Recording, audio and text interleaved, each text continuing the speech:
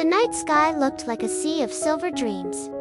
The stars twinkled quietly, and the moon glowed brighter than usual, casting ripples of light upon the waves. Somewhere, far away in a coastal village, a soft voice spoke, as if through the wind, saying, "Welcome, little dreamer. Tonight we tell the story of a girl who found her own light reflected in the moon. There once lived a little girl named Nila by the seashore. Her hair was dark like midnight, and her eyes carried the stillness of the sea after rain. She was gentle, shy, and often quiet, not because she didn't have words, but because she didn't think her voice mattered. Every evening she would walk along the beach, her bare feet sinking into the wet sand, and talk to her reflection in the water. "You always shine back at me," she would whisper to the moon's reflection. "Even when I feel invisible, you still see me." The sea would answer with a small wave, as though nodding. In her village, Nila was often overlooked. When other children played, she sat aside and painted seashells or made garlands of seaweed. She wasn't the loudest or the fastest or the bravest, but her heart was full of quiet kindness.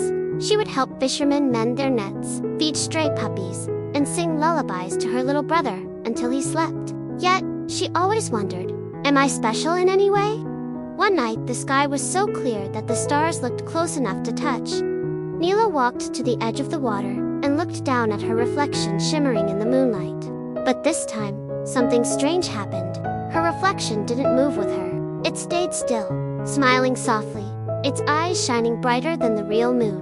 Nila blinked in surprise. "Who are you?" she whispered. The reflection spoke, its voice gentle like a song. "I am you, the part that the world cannot see, the part that glows quietly, even when no one notices." Nila gasped. "But I have no light. I'm not brave or beautiful like others." The reflection smiled wider. "You have been brave in ways no one sees. You carry the light that heals, not the one that shines. You make others feel seen. That is your glow." Before she could speak again, a wave rose high, almost touching the moon's path, and the reflection merged back into the sea. Nila stood there, her heart beating softly like the rhythm of the tide. For the first time, she didn't feel small. She felt calm, like she belonged to something vast and beautiful.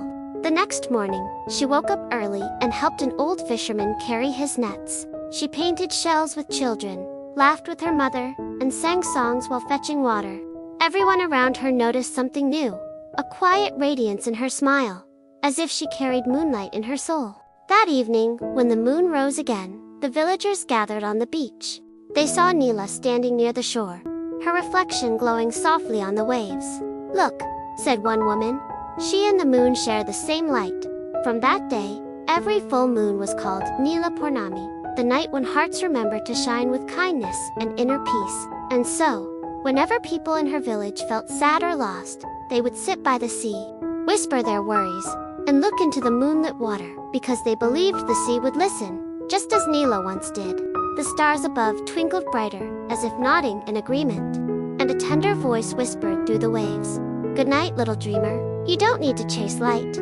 You already carry it within." The sea shimmered one last time, the moon smiled softly, and the world slipped gently into sleep. From Chanu's Dream TV, where every night ends with a magical story.